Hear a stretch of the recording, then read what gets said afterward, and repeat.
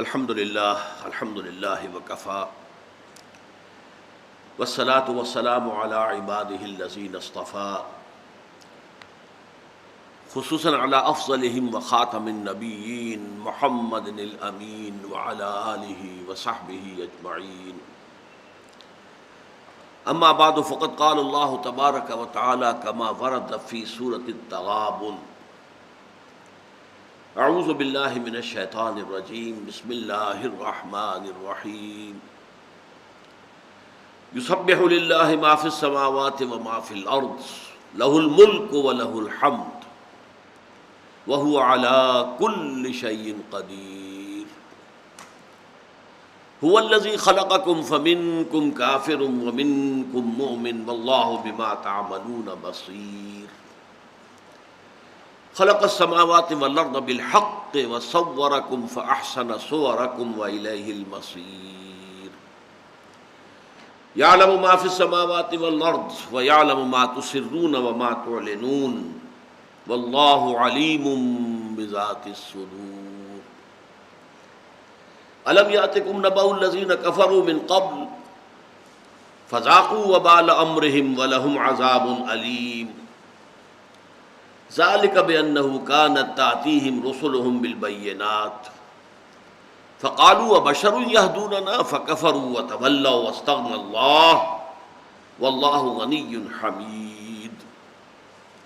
زعم الذين كفروا أن لن يبعثوا قل بلى وربي لتبعثن ثم لتنبؤن بما عملتم وذلك على الله يسير. صدق الله العظيم. رب اشرح لي صدري ويسر لي امري واحلل عقدة من لساني يفقهوا قولي. اللهم ربنا الهمنا رشدنا واعذنا من شرور انفسنا. اللهم ارنا الحق حقا وارزقنا اتباعه وارنا الباطل باطلا وارزقنا اجتنابه. آمین یا رب العالمین. مطالعہ قرآن حکیم کے جس منتخب نصاب کا سلسلے وار درس ان مجالس میں ہو رہا ہے، اس کے ضمن میں یہ بات ذہن میں تازہ کر لیں کہ وہ 6 حصوں پر مشتمل ہے. پہلے حصے میں 4 جامع اسباق تھے، قرآن حکیم کے ایسے جامع مقامات جن میں انسان کی کامیابی، فلاح و فوز اور عذاب اخروی سے نجات کے جو لوازم ہیں، جو شرائط ہیں، وہ جامع طور پر بیان ہوئے. سورۃ العصر، آیت البر، سورہ لقمان کا دوسرا رکوع، پھر سورہ حامیم السجدہ کی آیات، یہ 4 جامع ترین مقامات تھے.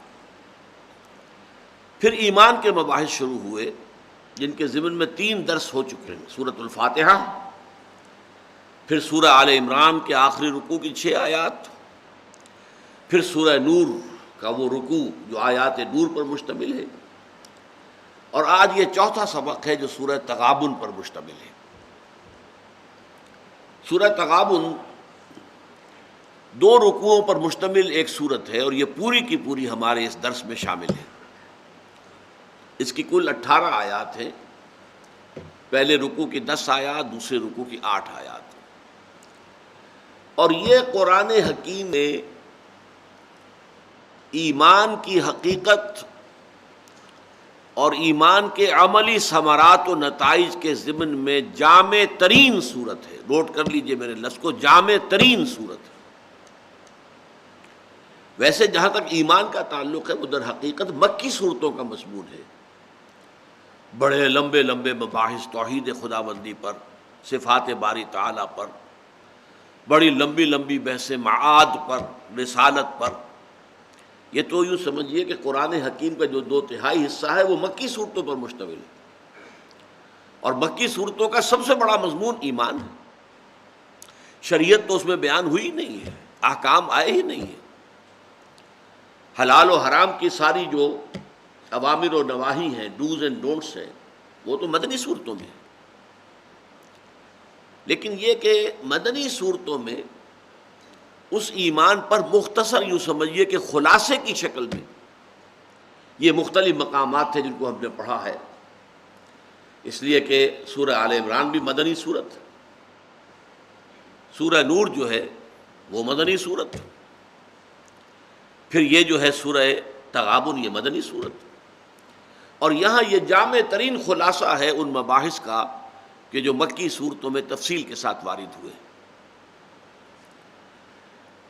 اس کے ضمن میں یہ بات نوٹ کر لیجئے، یہ مضمون اس سے پہلے میں نے ان نشستوں میں بیان نہیں کیا ہے، لیکن آج اسے تھوڑا سا انٹروڈیوس کرانا چاہ رہا ہوں۔ یہ سب جانتے ہیں کہ قرآن مجید کی کچھ صورتیں مکی ہیں، کچھ مدنی ہیں۔ اب ایک شکل یہ ہو سکتی تھی کہ پہلے ساری مکی صورتیں جمع کر دی جاتی ہیں، پھر ساری مدنی صورتیں جمع کر دی جاتی ہیں، اور جو کرونولوجیکل آرڈر ہے ان کی تنزیل کا، نزول کا، اسی میں وہ جمع کر دیے گئے جاتے ہیں۔ ایسا نہیں ہے، ہمیں معلوم ہے قرآن مجید میں مدنی صورتیں آتی ہیں، پھر مکی آ جاتی ہیں، پھر مدنی آ جاتی ہیں، پھر مکی آ جاتی ہیں، پھر مدنی آ جاتی ہیں، پھر مکی آ جاتی ہیں، اور اس طرح سے مکی اور مدنی صورتوں کے 7 گروپ ہیں جو وجود میں آتے ہیں۔ ہر گروپ میں ایک یا ایک سے زائد مکی صورت اور ایک یا ایک سے زائد مدنی صورت۔ یہ جو 7 گروپ ہیں یہ بڑے اہم ہیں، ہر گروپ کا ایک خاص مضمون ہے، اس کا تھیم، مرکزی تھیم، اس کا عمود ایک ہے۔ جیسے ہم کہتے ہیں تصویر کے 2 رخ، تو اس مضمون کا ایک رخ جو ہے وہ مکی صورتوں میں آتا ہے اور دوسرا رخ جو ہے مدنی صورتوں میں آتا ہے۔ اب یہ نوٹ کر لیجئے کہ قرآن حکیم میں ابتدا میں آپ کو معلوم ہے کہ 4 صورتیں مدنی آئی ہیں جو طویل ترین ہیں۔ سورۃ البقرہ 40 رکوع، سورہ آل عمران 20 رکوع، سورہ نساء پھر 20 رکوع، 24 رکوع، اور پھر سورہ مائدہ 16 رکوع۔ یہ طویل ترین صورتیں ہیں اور شروع میں جمع ہیں، تقریباً 6.25 پارے جو ہیں ان پر مشتمل ہیں، لیکن تعداد کے اعتبار سے تو 4 ہی بنی، سورہ بقرہ، آل عمران، نساء، مائدہ، 4۔ قرآن حکیم میں مدنی صورتوں کا تعداد کے لحاظ سے سب سے بڑا گروپ جو ہے وہ ہے کہ جو 27ویں پارے کے آخر میں شروع ہوتا ہے سورہ حدید سے، اور پورا 28واں پارہ اسی پر مشتمل ہے، سورہ تحریم پر ختم ہوتا ہے، اور یہ 10 صورتیں ہیں، پارہ سوا پارہ، صورتیں 10، اور یہ صورتیں اس اعتبار سے قرآن مجید کی اہم ترین صورتیں ہیں کہ ان میں قرآن کے جو بنیادی مضامین ہیں ان کے خلاصے دے دیے گئے۔ آپ کو معلوم ہے کہ لوگوں میں سہولت پسند لوگوں کی اکثریت ہوتی ہے، آسانی چاہتے ہیں، ایسے طالب علم زیادہ ہوتے ہیں جو خلاصوں سے تیاری کر کے امتحان پاس کرتے ہیں، پورے ٹیکسٹ کو پڑھنے کی ان کو ہمت نہیں ہوتی کہ خلاصہ مل جائے۔ تو اللہ تعالیٰ نے بھی انسان کی اس فطرت کی کمزوری کو پیش نظر رکھا ہے کہ وہ مضامین کے جو قرآن حکیم میں طویل صورتوں کے اندر بہت طویل مباحث میں آئے ہیں، ان کے خلاصے 10 خلاصے جو ہیں، صرف ایک صورت ہے 4 رکوعوں کی، پھر 2 ہیں 3 رکوعوں کی، اور پھر 7 ہیں 2 رکوعوں پر مشتمل، چھوٹی صورت ہے، اور ان میں مضامین آ گئے۔ ایمان کا خلاصہ یہ سورہ تغابن میں ہے۔ ایمان کی ایک ضد ہے کفر، اس کا سارا بیان مکی صورتوں میں ہے، لیکن ایمان کی دوسری ضد جو ہے اپوزٹ، وہ نفاق ہے۔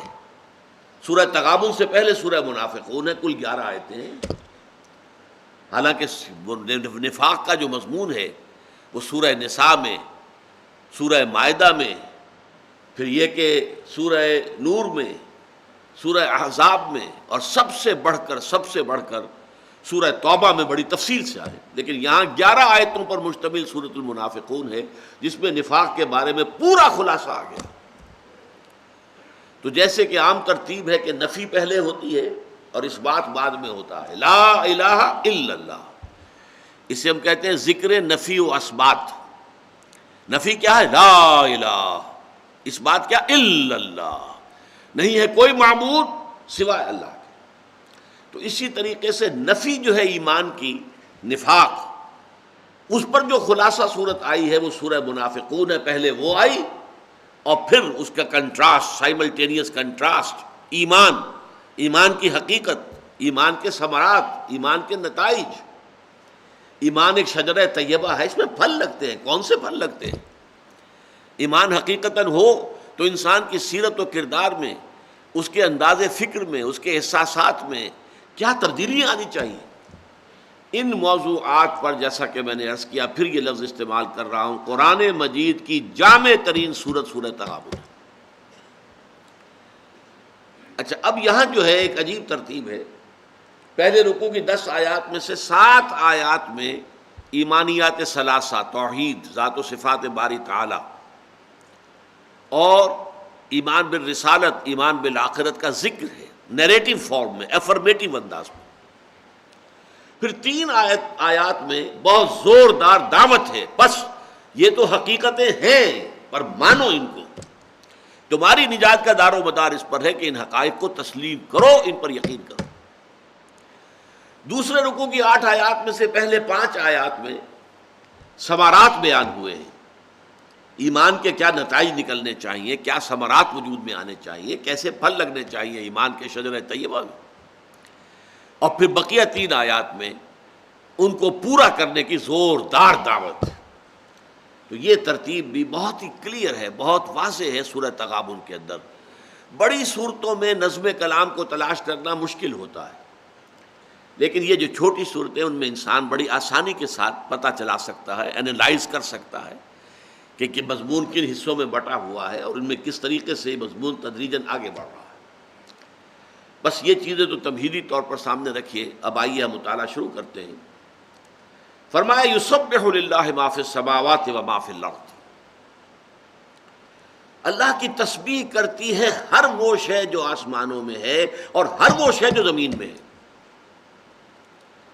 یہ بات اب نوٹ کر لیجئے کہ ان 10 صورتوں میں جو سورہ حدید سے سورہ تحریم تک ہیں، 5 صورتیں وہ ہیں جن کا آغاز تسبیح باری تعالیٰ سے ہوتا ہے. 5 کا بغیر کسی تمہید کے شروع ہو جاتا ہے. سورہ منافقون، اذا جاءک المنافقون قالوا نشہد انک لرسول اللہ. شروع میں کوئی تمہیدی مضمون نہیں ہے، تسبیح کا، حمد کا کوئی ذکر نہیں. اسی طرح سورہ تحریم، یا ایھا النبی لما تحرم ما احل اللہ لک تبتغی مرضات ازواجک، براہ راست گفتگو شروع ہو گئی. لیکن 5 صورتیں وہ ہیں جن کے شروع میں تسبیح باری تعالیٰ کا ذکر ہے. اور اس میں بھی ایک عجیب ترتیب ہے. یہ قرآن مجید پر اگر اس طور سے انسان غور کرے تب سامنے یہ حقائق آتے ہیں. ایک انداز ہے سبح للہ ما فی السماوات والارض، ماضی کا صیغہ آیا. اللہ کی تسبیح کرتی ہے ہر وہ شے جو آسمان میں ہے اور زمین میں ہے. یہ سورہ حدید ہے. اس کے بعد سبح للہ ما فی السماوات و ما فی الارض. اب یہ تاکید کا انداز بڑھ گیا. تسبیح کرتی ہے اللہ کی ہر وہ شے جو آسمانوں میں ہے اور ہر وہ شے جو زمین میں ہے. ایک لفظ کا اضافہ ہو گیا، لیکن فعل ماضی. اس کے بعد ہم دیکھتے ہیں 2 صورتوں میں مضارع کا مفہوم آ رہا ہے. یسبح للہ ما فی السماوات و ما فی الارض الملک القدوس العزیز الحکیم، سورہ جمعہ. یہ فعل مضارع سے شروع ہوا. سبح یسبح، یسبح للہ ما فی السماوات و ما فی الارض لہ الملک و لہ الحمد. یہ ہے سورہ تغابن. تو ایک ہی تسبیح کے مضمون کو اس کے ایمفیسس کے اندر تدریجاً ارتقاء. سبح للہ ما فی السماوات والارض، سبح للہ ما فی السماوات و ما فی الارض، یسبح لہ ما فی السماوات والارض، یسبح للہ ما فی السماوات و ما فی الارض. یہ جو اسلوب ہے، اس میں جو تاکید کا، ایمفیسس کا تدریجی ارتقاء ہے، اسے سامنے رکھنا چاہیے. اب پہلی بات سمجھیے، تسبیح کہتے کسے ہیں؟ تسبیح کرتی ہے کیا معنی؟ ہم کہتے ہیں سبحان اللہ سبحان اللہ سبحان اللہ، یہ تسبیح ہے. اصل میں سبح یسبح کا مادہ عربی زبان میں آتا ہے کسی شے کے تیرنے کے لیے. پانی کی سطح پر کوئی چیز چل رہی ہے، یہ تیر رہی ہے. خلا میں کوئی سیارہ جو ہے اپنے مدار میں حرکت کر رہا ہے، تیر رہا ہے، گرتا نہیں ہے. وہ اپنے اس مدار، اپنے اس لیول کو برقرار رکھتا ہے. اسی سے پھر اب فعل متعدی بنا کسی شے کو تیرانا. سبح للہ ما فی السماوات والارض. کسی شے کو تیرانے کا، اللہ کو تیرانے کا مطلب کیا ہے؟ کہ اللہ تعالی کی ذات کے ساتھ کوئی ایسا تصور شامل نہ کر دیا جائے جو اس کے شان کے شایان نہ ہو. گویا کہ ہمارا یہ کہنا اللہ پاک ہے کس بات سے؟ ہر نقص سے، ہر عیب سے، ہر عجز سے، ہر احتیاج سے، ہر کمزوری سے، ہر ضعف سے پاک ہے. وراء الورا ثم وراء الورا ثم وراء الورا. یہ ہے تسبیح کہ ذات باری تعالیٰ کے ساتھ کوئی ایسا تصور لاحق نہ ہو جائے جو اس کی شایان شان نہ ہو. سبح للہ ما فی السماوات والارض.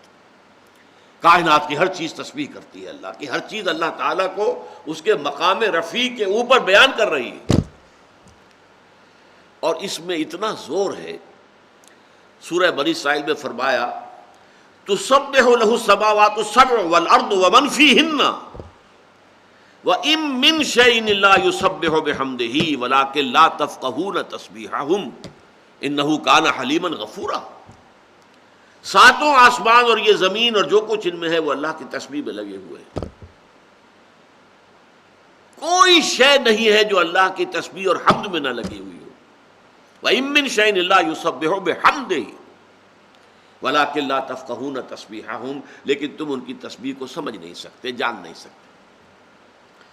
یہ کائنات کی سطح پر جو اللہ کی تسبیح ہو رہی ہے کس معنی میں ہو رہی ہے؟ ہم تو کہتے ہیں سبحان اللہ سبحان اللہ سبحان اللہ، سبحان الملک القدوس سبحان الملک القدوس سبحان الملک القدوس، یہ ہماری تسبیح ہے.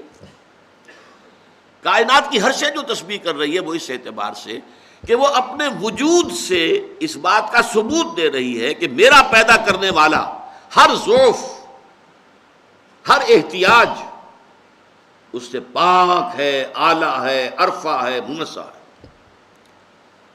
جیسے دیکھیے کہیں کوئی تصویر لگی ہوئی ہو تو وہ تصویر اپنے وجود سے گواہی دے رہی ہے کہ میرا مصور جس نے مجھے بنایا ہے اناڑی ہے یا ماہر ہے. اگر کوئی بہت اعلیٰ مصور ہے، بہت ماہر مصور ہے، تو اس کی تصویر اس کی تسبیح کرتی ہے کہ میرا مصور جس نے مجھے پینٹ کیا ہے وہ ماہر فن ہے، وہ کمال کے مرتبے پر فائز ہے اپنے اس فن میں. اسی طریقے سے کائنات کا ذرہ ذرہ گواہی دے رہا ہے ہمارا پیدا کرنے والا، ہمیں چلانے والا، ہمیں وجود عطا کرنے والا، ہمیں برقرار رکھنے والا، وہ ہر عیب سے، ہر نقص سے، ہر ضعف سے، ہر کمزوری سے، ہر احتیاج سے پاک ہے، اعلیٰ ہے، عرفہ ہے، منزہ ہے، مبرہ ہے. یہ ہے کائناتی تسبیح. کائنات کا ذرہ ذرہ تسبیح کر رہا ہے. البتہ اس میں ایک امکان اور بھی ہے جو آیت میں نے آپ کو سورہ بنی اسرائیل کی سنائی ہے، وَلَٰكِن لَّا تَفْقَهُونَ تَسْبِيحَهُمْ. تم ان کی تسبیح کو نہیں سمجھ سکتے، جبکہ یہ تسبیح جو میں نے بیان کی یہ تو ہماری سمجھ میں آ گئی کہ کائنات کی ہر شے اپنے وجود سے گواہی دے رہی ہے کہ میرا پیدا کرنے والا ایک کامل ہستی ہے جس کے نہ علم میں کوئی کمی ہے، نہ حکمت میں کوئی کمی ہے، نہ اس کے قدرت میں کوئی کمی ہے، وہ کامل ہستی. تو یہ تو سمجھ میں آ گئی بات. قرآن کہہ رہا ہے وَلَٰكِن لَّا تَفْقَهُونَ تَسْبِيحَهُمْ. تم ان کی تسبیح کو نہیں سمجھ سکتے. اس کا کیا مطلب ہے؟ عین ممکن ہے کہ اللہ نے ہر شے کو ایک زبان عطا کی ہو اور وہ اپنی زبان میں اللہ کی تسبیح بھی کر رہے ہو، سبحان اللہ کے مالا بھی جپ رہے ہو. عین ممکن ہے. قرآن مجید سے یہ ثبوت تو ملتے ہیں کہ پرندے حضرت داؤد علیہ السلام کے ساتھ مل کر تسبیح کرتے تھے، پہاڑ تسبیح کرتے تھے. جب حضرت داؤد علیہ السلام صبح کے اوقات میں in the small hours of the morning جنہیں آپ کہتے ہیں، جو تہجد کا وقت ہے، اس وقت جب اللہ کے حمد کے ترانے الاپتے تھے. اس لیے کہ زبور جو ہے جو حضرت داؤد کو دی گئی وہ زبور کیا ہے؟ وہ حمد خدا بندی کے ترانے ہیں، مزمور، اور ان کو بہت ہی یوں سمجھیے کہ غنائیہ انداز کے اندر پڑھا جاتا ہے. اور حضرت داؤد کو اللہ تعالیٰ نے جو لہن عطا کیا تھا، ان کے گلے کے اندر جو ہے باقاعدہ ایک ساز اللہ نے پیدا کر دیا تھا. لہذا وہ جب اپنی اس کیفیت میں، وجد کی کیفیت میں جب اللہ کی حمد کے ترانے الاپتے تھے تو پرندے اور پہاڑ ان کے ساتھ شامل ہو جاتے تھے۔ یہ قرآن سے ثبوت ہے۔ پرندوں کی اپنی بولی ہے، اپنی بولی میں وہ اللہ کی تسبیح کرتے ہیں، پہاڑوں کی اپنی زبان ہے، اور اسی کا ذکر آیا ہے سورہ حامیم السجدہ کے اندر بھی۔ قیامت کے دن ہمارے اپنے ہاتھ ہمارے خلاف گواہی دیں گے، اے اللہ یہ بدبخت تو نے مجھے اس کے حوالے کیا تھا، یہ مجھ سے غلط کام کرواتا تھا۔ ہمارے ہاتھ گواہی دیں گے، ہماری کھالیں ہمارے خلاف گواہی دیں گی، اور ہم حیران ہو کر کہیں گے میری کھال، میرے ہاتھ، میرے پاؤں، میری آنکھیں میرے خلاف گواہی دے رہی ہیں، لما شہدتم علینا، تم کیوں ہمارے خلاف گواہی دے رہی ہو؟ تو وہ چیزیں کہیں گی، ہمارے اعضاء کیا کہیں گے؟ انطقنا اللہ الذی انطق کل شیء، آج ہمیں بھی گویائی اور نطق عطا کر دیا اس ذات نے جس نے ہر شے کو گویائی عطا کی ہے۔ تو اس سے بھی معلوم ہوتا ہے کہ ہر شے کو اللہ نے کوئی گویائی دی ہے، ہر شے کو کوئی نطق عطا کیا ہے، اور وہ اپنی اسی گویائی کے مطابق، اپنے اسی نطق کے مطابق اللہ کی تسبیح کرتے ہیں۔ اچھا یہاں نوٹ کیجئے، یہ جو ایک کانسیپٹ ہے تسبیح کا، یہ ایک نیگیٹو کانسیپٹ ہے۔ اللہ پاک ہے اس سے کہ کوئی ضعف ہو، کوئی کمزوری ہو، کوئی احتیاج ہو، ان چیزوں سے پاک ہے، یہ ایک نیگیٹو کانسیپٹ ہے۔ حمد جو ہے وہ ایک پازیٹو کانسیپٹ ہے۔ اللہ تعالیٰ کی ذات تمام صفات کمال سے متصف ہے، تمام خوبیاں بتمام و کمال اس کی ذات میں موجود ہیں۔ ہمیں جو کچھ فیض حاصل ہو رہا ہے اس کا منبع اور سرچشمہ ذات باری تعالیٰ ہے، یہ پازیٹو سائیڈ ہے اسی کا۔ اسی کو کہتے ہیں یہ نیگیٹو اور پازیٹو۔ تسبیح سبحان اللہ اور حمد الحمدللہ۔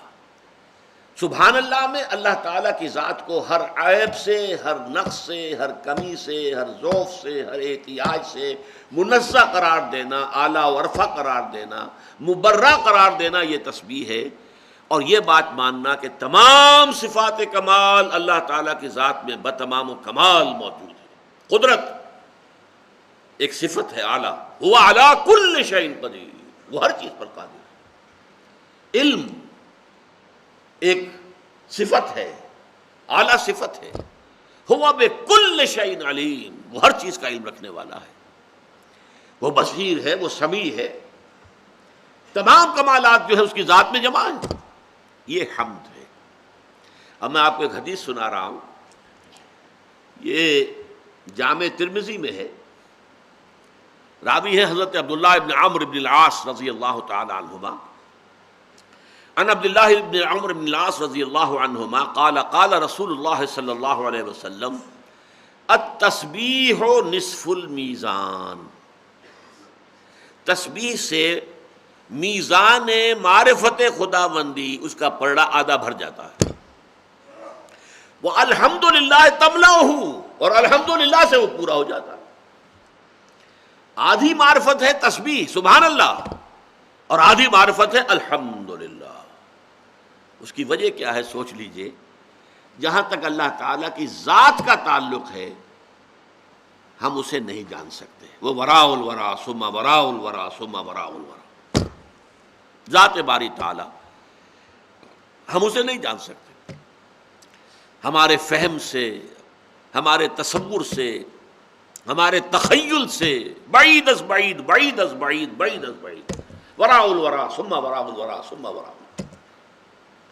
اللہ تعالیٰ کی ساری معرفت جو ہمیں حاصل ہوتی ہے صفات سے ہوتی ہے، اور صفات یا تنزیہی ہے سبحان اللہ، اللہ پاک ہے ہر نقص سے، ہر عیب سے، ہر ضعف سے، ہر احتیاج سے، الحمدللہ، اور تمام صفات کمال اس کی ذات میں جمع۔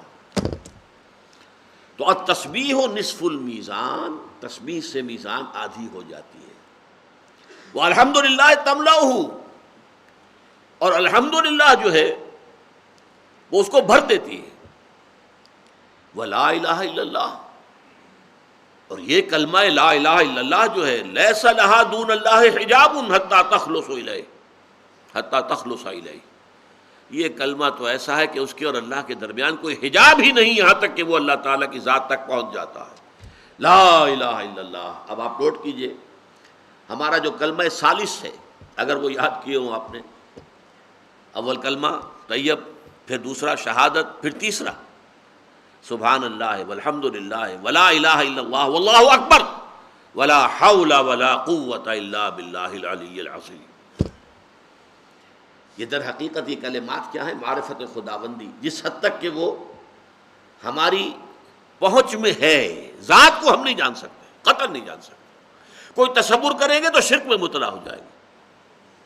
ذات کو وراء الورا وراء الورا وراء الورا، البتہ اس کی صفات، اور یہ صفات دو قسم کی ہوں گی، تنزیہی اور دوسری طرف تحمیدی۔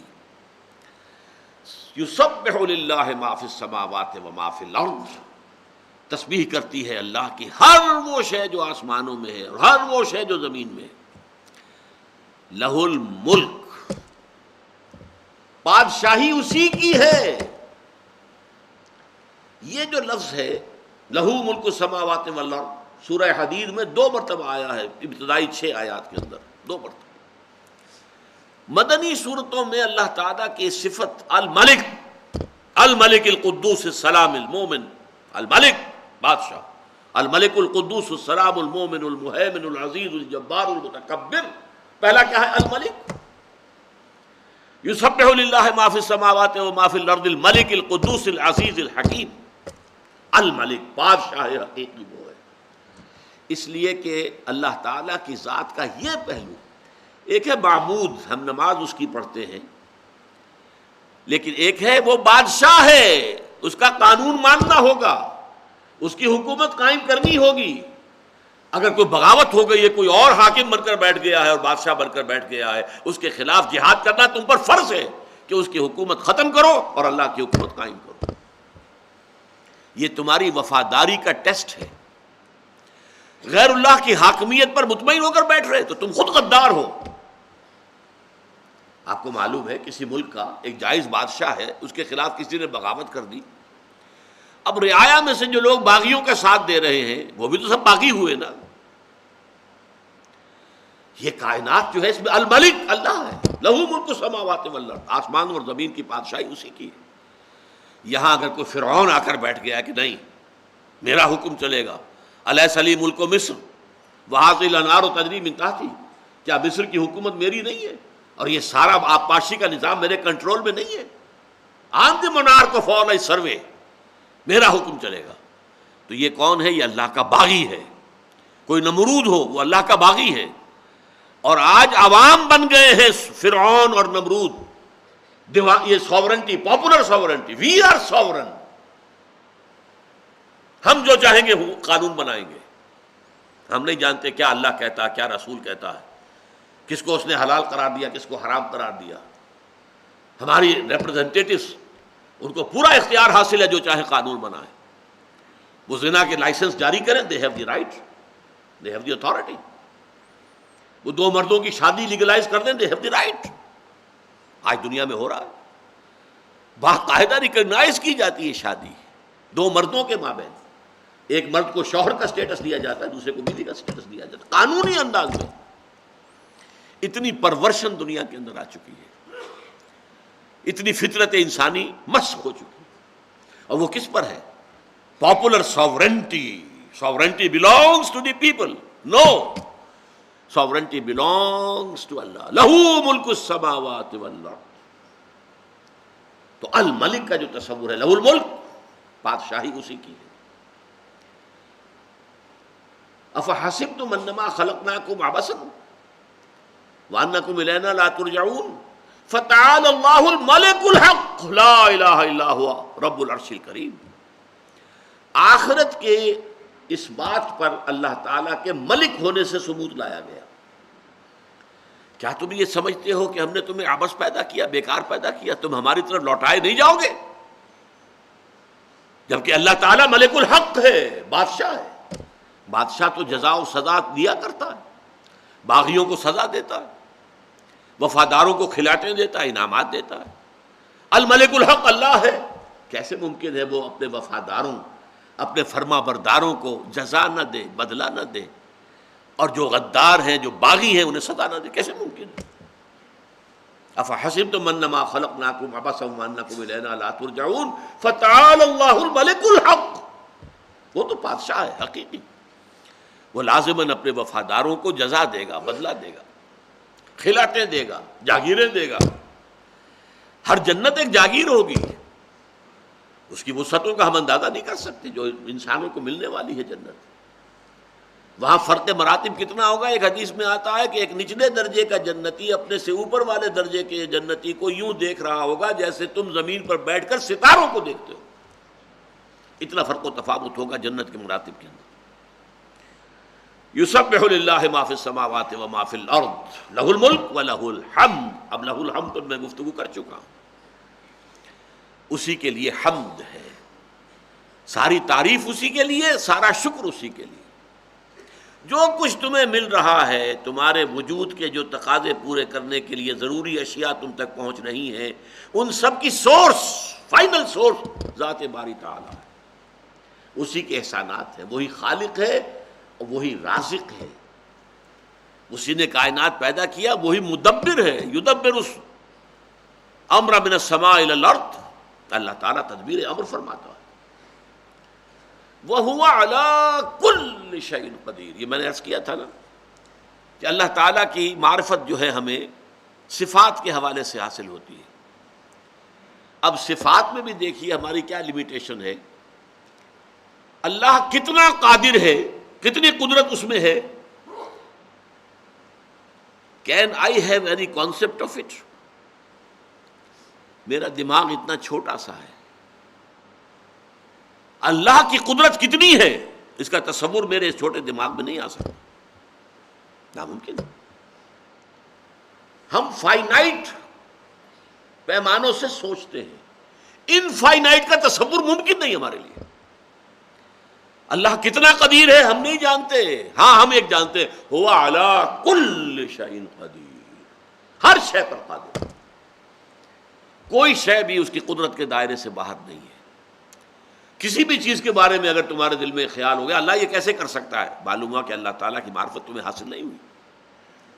فعال لما یرید یفعل ما یشاء، وہ جو ارادہ کرتا ہے کر گزرتا ہے، جو اس کی مرضی ہوتی ہے وہ اس کو روب عمل لے آتا ہے۔ وہ علی کل شیء قدیر، وہ ہر چیز پر قادر ہے۔ اور یہاں خاص طور پر اس میں اشارہ ہے، اصل میں یہ ابتدائی 4 آیات جو ہیں اس میں ذات و صفات باری تعالیٰ کی بحث ہے بہت عمدہ۔ اسی میں گندھی ہوئی جو ہے بحث وہ ہے معاد آخرت کی۔ آخرت کے ضمن میں بھی سب سے بڑی بات یہی آتی ہے نا، کیسے پیدا ہو جائیں گے؟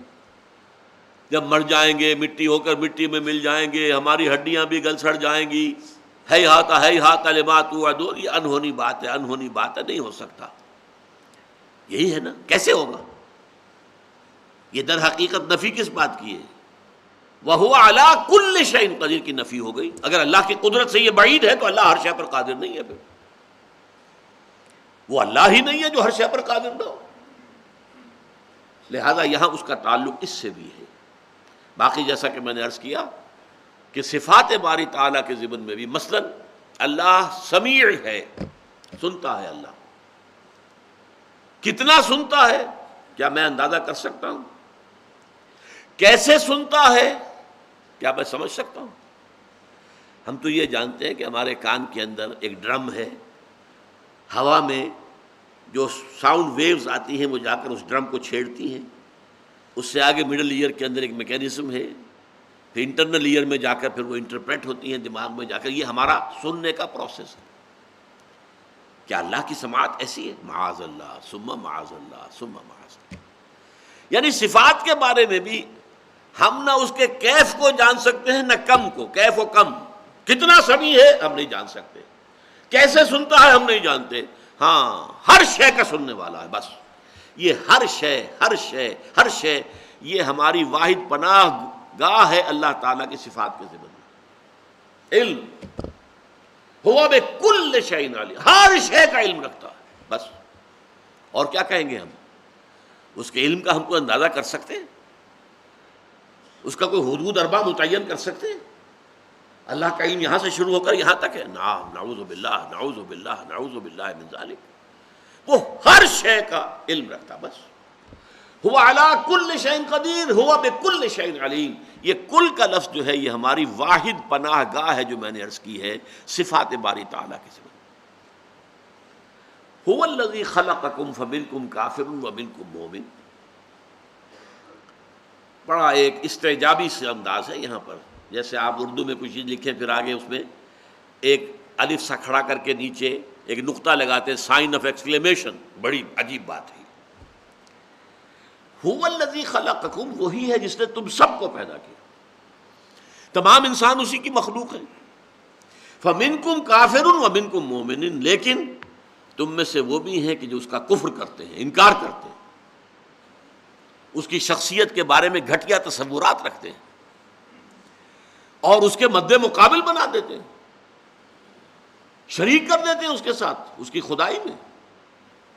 فمنکم کافر ومنکم مومن، اور تم میں سے ایسے بھی ہیں جو واقعی ایمان رکھتے ہیں، مانتے ہیں، اللہ کی معرفت انہیں حاصل ہے، وہ توحید پر قائم ہے، وہ شرک سے بچتے ہیں۔ واللہ بما تعملون بصیر، اور جو کچھ تم کر رہے ہو اللہ اسے دیکھ رہا ہے۔ بڑا پیارا انداز ہے یہاں۔ پہلے تو یہ کہ اگرچہ مخلوق سب اللہ کی ہے، کافر بھی، مومن بھی، منافق بھی، صادق الایمان بھی، سب کس کی پیداوار ہے؟ اللہ تعالیٰ نے پیدا کی۔ اب یہ اپنے اپنے طرز عمل ہیں جو اختیار کیے، کوئی کافر ہے فمنکم کافر ومنکم مومن، لیکن اللہ تمہیں دیکھ رہا ہے کا کیا مطلب ہے؟ اس کا تمہیں بدلہ ملے گا، تمہارا جو حق ہے وہ تمہیں پورا دے دیا جائے گا۔ جیسے ہم کہتے ہیں نا کبھی ہم تمہارے طرز عمل کو دیکھ رہے ہیں، کیا مطلب ہے اس کا؟ تم ہماری نگاہ میں ہو، یہ نہ سمجھنا کہ ہمیں معلوم نہیں ہے تم کیا کر رہے ہو۔ اس میں ایک دھمکی مضمر ہے، دھمکی، تمہارے غلط کاموں کا پورا پورا جو ہے تمہیں سزا مل جائے گی۔ ہم تم سے غافل نہیں ہیں، we know what you are doing. کیا مطلب؟ تمہیں تمہارے اعمال کا، تمہارے کردار کا بھرپور صلہ مل جائے گا۔ خلق السماوات والارض بالحق، اس نے آسمانوں اور زمین کو پیدا کیا حق کے ساتھ۔ اب اس کا کنٹراسٹ یاد کر لیجئے جو سورہ آل عمران میں آیا تھا، ربنا ما خلقت ھذا باطلا، اے رب تو نے یہ سب کچھ بیکار پیدا نہیں کیا، بے مقصد پیدا نہیں کیا۔ اس کے برعکس بات کیا ہوئی؟ یہ حق کے ساتھ پیدا کیا، یہ پرپس فل کریشن ہے۔ یہاں ایک گھاس کا پتا اور گھاس کا تنکا بھی بغیر کسی مقصد کے نہیں، every thing is serving some purpose. تو اللہ نے تمہیں ایسی تو نہیں پیدا کر دی، یہ کوئی کھیل نہیں ہے، یہ رام کی لیلا نہیں ہے، اس نے کوئی کھیل اور تفریح تباہ کے لیے اور اپنی ہابی کے طور پر تمہیں پیدا نہیں کیا ہے۔ خلق السماوات والارض بالحق، آسمانوں اور زمین کو اس نے پیدا کیا حق کے ساتھ۔ نتیجہ خیز، اور نتیجہ تو تبھی نکلے گا جبکہ تم میں سے جو لوگ نیکوکار ہیں انہیں ان کی نیکی کے پورا پورا بدلہ ملے، جزا ملے، اور جو شریر ہیں، بدماش ہیں، باغی ہیں، غدار ہیں، انہیں ان کے طرز عمل کی پوری پوری سزا ملے۔ خلق السماوات والارض بالحق وصورکم فاحسن صورکم، اور دیکھو تمہاری نقشہ کشی کی ہے اللہ نے، اور کس قدر عمدہ نقشہ کشی کی ہے۔ انسان کے اعضاء، اس چہرے میں آنکھیں، ناک جس طرح سیٹ کی گئی ہیں، جس طرح دونوں آنکھیں مل کر ایک بائنوکولر جو ہماری ویژن آتی ہے، یہ تو اب فزیولوجسٹ سے پوچھئے۔ صورکم فاحسن صورکم، بہترین تصویر کشی کی ہے تمہاری۔ وَإِلَيْهِ الْمَصِيرُ، اور اسی کی طرف لوٹ کر بھی جانا ہے۔ ربنا ما خلقت ھذا باطلا سبحانک فقنا عذاب النار، اے رب ہمارے تو نے یہ سب کچھ بیکار بے مقصد پیدا نہیں کیا ہے، ہمارے اندر نیکی اور بدی کا شعور تو نے پیدا کیا ہے، تو یقیناً اس کے نتیجے نکلیں گے، گندم از گندم بے روید، جو سے جو، لہذا وَإِلَيْهِ الْمَصِيرُ، اور اسی کی طرف تمہیں لوٹ جانا ہے۔ کس لیے؟ مجازات کے لیے، حساب کتاب کے لیے، جزا و سزا کے لیے۔ چوتھی آیت اور یہ اللہ تعالیٰ کی صفت علم پر قرآن مجید کی عظیم ترین اور جامع ترین آیت ہے۔ اللہ کی صفت علم کو تین انداز میں بیان کیا ایک ہی آیت میں۔ یعلم ما فی السماوات والارض، وہ جانتا ہے جو کچھ آسمانوں میں ہے اور زمین میں ہے۔ کیا کوئی چیز باہر رہ گئی؟ نہیں، لیکن ڈائمنشن ایک اور ہے، ایک اور بعد ہے۔ وَيَعْلَمُ مَا تُسِرُّونَ وَمَا تُعْلِنُونَ، وہ جانتا ہے جو کچھ تم چھپاتے ہو اور جو کچھ تم ظاہر کرتے ہو۔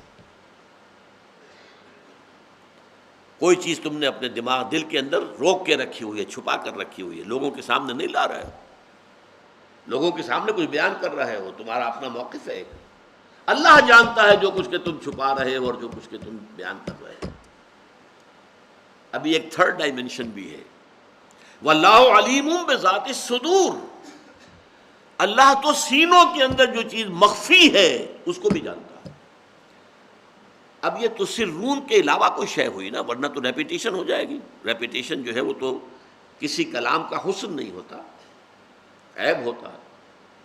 اس پر میں بہت عرصے غور کرتا رہا، پھر یہ نقطہ کھلا کہ دیکھیے ہماری علم کی ایک ڈائمنشن وہ بھی ہے جسے ہم خود نہیں جانتے، جسے ہم کہتے ہیں سب کانشیس مائنڈ۔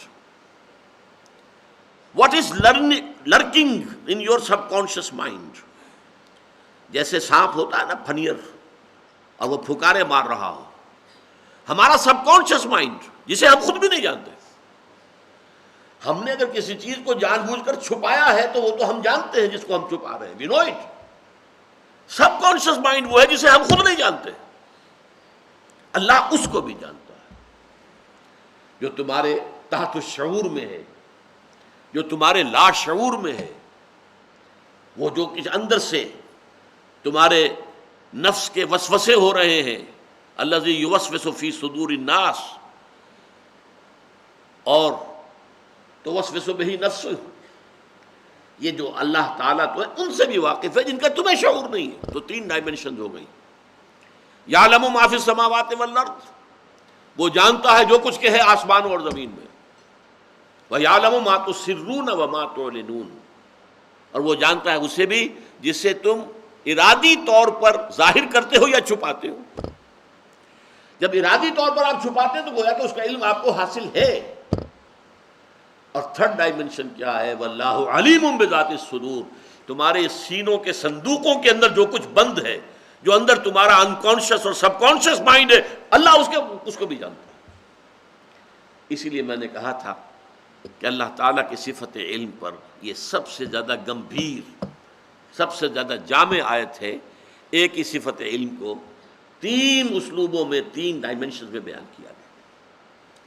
یہ جو چار آیات ہیں سورہ تغابن کی ابتدائی، ان میں مین سبجیکٹ تو ہے ذات و صفات باری تعالی، توحید، لیکن اس کے ساتھ گندا ہوا مضمون آخرت کا بھی ہے۔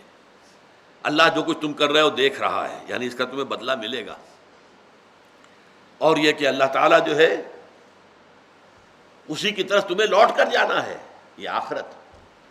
تو معاد اور آخرت کا مضمون بھی اس توحید کے مضمون میں گندھا ہوا، لپٹا ہوا ان چار آیات میں موجود ہے۔ بارک اللہ لی ولکم فی القرآن العظیم ونفعنی وإیاکم بالآیات والذکر الحکیم۔